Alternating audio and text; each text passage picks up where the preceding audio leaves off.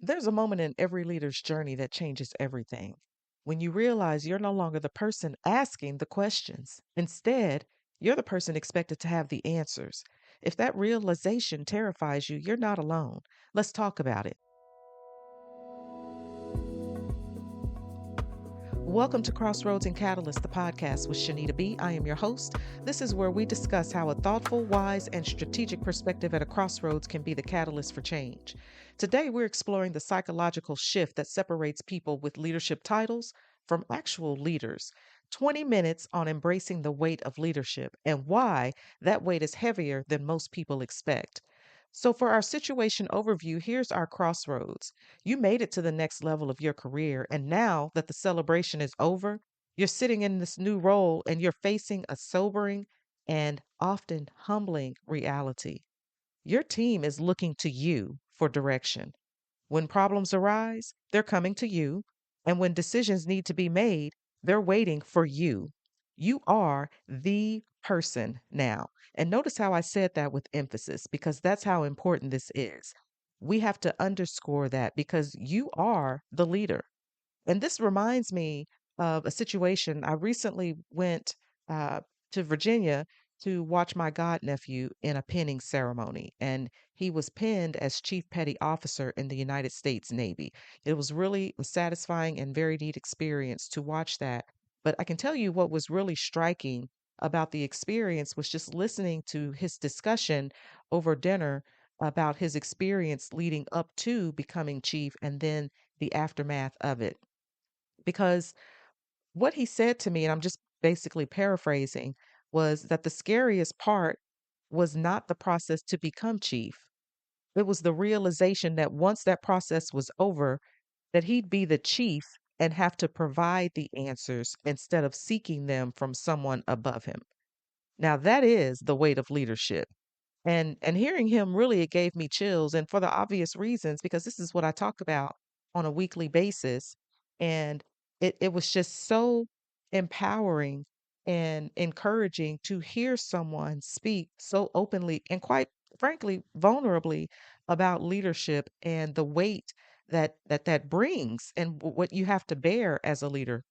And so if you possibly be in a similar situation where you're making this shift and you need some strategic guidance. So if you do, reach out to me. My email is connect@crossroadsandcatalyst.com, and I'll leave a link to that in the show notes. So let's go ahead and talk about why this matters so much. Because the stakes are high. And how you respond in those moments will determine so much going forward. Leaders who embrace the weight, they grow into their authority. But leaders who shrink from it, they either fail publicly or they spend years pretending that they're ready while their teams suffer the consequences. And some of you have probably already experienced this working under particular leaders. And now you're in the situation where you can make a difference as a leader and so you want to remember that and keep that in mind. So let's get some clarity about it. What is the root issue? Well, this is not something that just comes down to imposter syndrome or confidence problem. This is really the fundamental reality of leadership. The burden of responsibility is heavier than the prestige of the title. Okay. No one really prepares you for what it feels like when your decisions affect people's careers, livelihoods, and futures.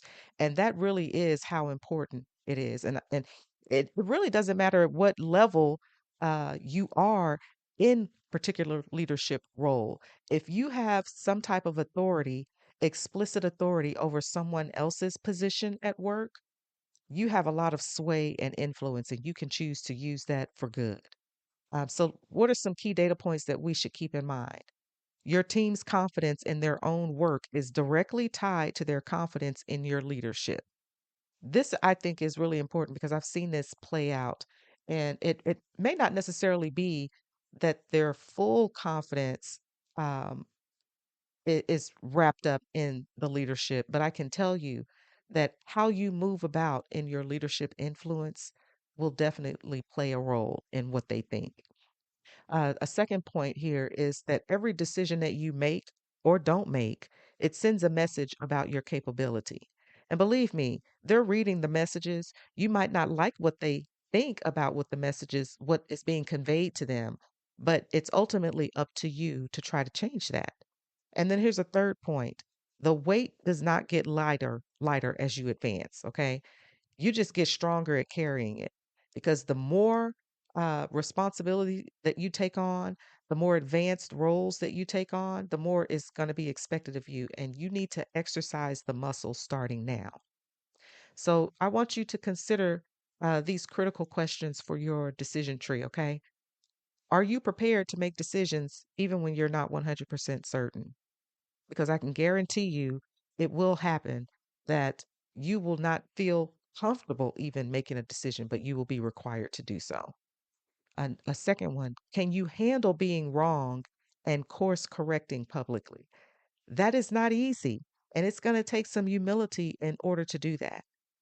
Here's another question. What happens to your team if you freeze under the weight of this responsibility? Because there is an impact, and you might not recognize it right away, but you, as a leader, part of what you should do is foresee how your decisions today will impact the future. Okay. And it just, I can relate to this because I've worked under some leaders who, in my estimation, did not fully embrace their decision making responsibility, and the effect did not go unnoticed. Everybody was impacted, and not in a positive way, nor was this particular leader seen in a positive light because they did not take into consideration the information that was being provided to them that basically gave a reality check. And when you totally overlook that and you dismiss or marginalize the feedback of your team, well, what else do they have to do but resign themselves to just putting their heads down and getting their work done? And it might be the bare minimum, which may not be what you need. I'm certain that's not what you need. You want the best out of your team, but part of getting the best out of them is being the best leader. So, what kind of choices do we have? Well, I'm going to give you three responses that you can consider, but really only one of them is going to build good leadership. Okay, so choice A is to pretend that you have all of the answers. Now, you might look confident in the short term and it might maintain an image of competence, but people can read through that and they will see you for what you are. And so ultimately, you're basically building your leadership image on a house of cards, and when it blows over, it's going to show that you're wrong and your credibility will collapse. And the reality is, fake confidence eventually gets exposed. And when you fall, it will be very hard. Save yourself the embarrassment and the humiliation. Okay, so choice B, avoid making hard calls. Now, it might appear as if avoiding risks is helpful to you. It's not. It just gives the illusion that relationships are intact and that everything is still okay. But we all know that that is not the case. And what is the downside? Well, the downside is that your team loses respect for you, decisions get delayed, and then the problems continue to compound. This is no different than the check engine light coming on in your car. And instead of you paying attention for it and trying to understand what is actually going on and maybe even taking it to the service tech, you just ignore it and act like it doesn't even exist. And then what happens? The engine is ruined or something on this vehicle is ruined. And now it costs you way more to have to deal with it and get it repaired than it would have if you had just addressed it when it first appeared. Okay. So indecisive leaders, they don't last. Your team needs direction and they need it now. They don't need hesitation. And I did an episode about this, and I will leave a link to that in the show notes as well. So choice C, you can embrace the weight with humble confidence. And yes, it is possible to be humbly confident. Okay. And this, in my estimation, is the only option that is reasonable. Okay. What it does is that it builds trust and it also demonstrates mature leadership. And furthermore, you're going to have more of a capacity to grow because you're creating the space for that. Now, the downside will be some of you might be uncomfortable demonstrating a level of confidence that maybe you haven't demonstrated in the past, which I would find that hard to believe if you made it to the leadership level. But I digress. But you want to make sure that you're aware that it's going to be uncomfortable and it's also going to require that you be vulnerable. That's also a characteristic that comes along with being a good leader. And it could actually mean that you're going to have to own your mistakes publicly. You might have to announce the outcomes of your decision to your team or to your colleagues. Own it. We are human. Things happen. You can recover from it. And the reality of it is that this is what separates good leaders from people with titles. Anybody can have a title. Not everybody can be a good leader. So, moving forward, how do we embrace the weight of leadership? Well, what you can do in the immediate 48 hours is number one, you can acknowledge the shift. And first you have to tell yourself that this is where you are. And then you acknowledge to your team, look, if this is a new position for you, we're all learning together, but I can guarantee you that I'm going to be committed to leading us well. And by us, you have to include yourself in that because you first have to lead yourself. Okay. And then on a second action, set a deadline to make a decision that's been lingering. And don't worry, if you don't currently have one, you will soon enough because every leader will be tested and you may be pushed to the max to make a difficult decision.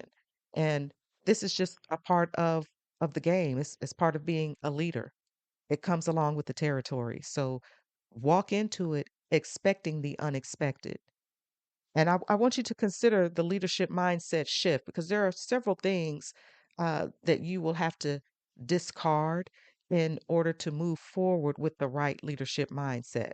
So you want to move from, the I need to know everything before I decide to I'll make the best decision based on the available information and I'll adjust as needed. Because again, sometimes you might have to be comfortable dealing with only 75% of available information, or maybe even less than that, to make a decision, but you still have to make one. You want to move from I should have all the answers to I need to be resourceful to get the answers. You have to understand where you can turn to get information in order to make the best decision. You want to move from being stuck means I'm not ready for leadership to being stuck is not a litmus test for leadership readiness. It can be an opportunity to collaborate. You have, and this just goes along with being resourceful as well, right? So you have to be cognizant of how you're thinking about leadership and make the shift in your mind so that you can make the shift in your behavior and in your speech so that your interactions and your engagements and your subsequent outcomes will will reveal the type of leader that you're becoming. So, what about over the next 30 days or so? Well, you have to implement some things that are going to help you to exercise your leadership muscle. Week one, practice transparent decision making by discussing your reasoning, not just your conclusions. And most of us do this anyway when we're talking about different things that are going on in our lives. And you just say, well, I decided on this because I wanted to do A, B, and C, and it just made more sense because I was going to be over here. I was going to spend this money, whatever the case may be. You do it anyway. Put it in this particular context and reveal how you think through things. I think that you'll find it quite helpful to do that. Week two, build your advisory network or council.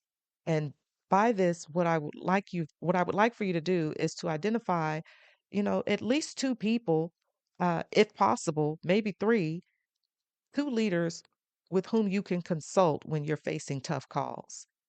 I can tell you over the course of my career, in every department where I have worked, I have always had someone that I could talk to about some tough decisions that I was facing with work. And one of my best friends at work sat right across the hall from me. So when either of us had some challenges that we were facing, we would shout across the hall to each other or just step into each other's offices and just kind of talk it out. And let me tell you, it was kind of therapeutic, number one, but it actually was very helpful because someone can say something that will help you to recall some things that maybe you had forgotten and wanted to consider and now it's there again. So it again, just try it. I think you'll find it very helpful. Week 3, know when to delegate. You also have to make this shift in your mind that You have a limited capacity to do things. If you have a team, utilize the skills and the talents of your team and delegate things to them as necessary. Week 4, I want you to reflect because you have to consider how your team has responded to you over the last several weeks. And you also want to understand for yourself, what did you learn about carrying this weight? Because leadership can be burdensome. If people try to convince you that it's going to be easy, that it's no big deal, you can just pass off your work to someone else, well, that's not being a leader. That's just you being a schemer to try to get over and beyond other people. That's not what you're here to do. You're here to be an effective, great leader. And what are some of the ways that you can look to try to understand if your efforts are paying off? Well, your team is going to be bringing you problems with confidence that you can address them. And boy, let me tell you, that is an excellent thing. Another thing that you can look to determine if you're making some strides is you can make tough calls without the paralyzing self-doubt. And believe me, it will creep up at the most inconvenient times. So if you're not practicing making those tough decisions now, you may find that you'll get stuck down the road. So start it now. And it doesn't have to be a necessarily difficult decision. It could just be something that's been lingering, maybe just because you haven't made time for it. Well, make time for it, practice it. And another thing, when you're wrong, you course correct quickly without losing credibility. People will respect you when you're able to do that. So ultimately, what is our executive summary? Well, the bottom line is this: the weight of leadership is real and it should feel heavy. And that weight is the responsibility for people's careers, that your team's success, and the organizational outcomes. All of that will weigh heavily upon you. And leaders who pretend that it's not heavy, well, quite frankly, those are dangerous leaders and you don't want to be that type of person. Leaders who embrace it, they become trustworthy. They demonstrate their trustworthiness and they have the respect of their colleagues and their teams. And the risk level with all of this is pretty critical because how you respond to this transition, it can determine your leadership trajectory. So be cognizant of that. And what is your decision timeline? Well, it's right now. Your team is watching you and they're watching to see if you're going to rise to the moment or if you're going to crumble under it. So set the stage and set it the way that you can navigate it as far as you can. Okay? And then, for our next episode, we're going to be talking about the 5 enemies of effective leadership and how you can defeat them. Whether they're internal and external forces, they're working against you and your success, and we want to dive into that.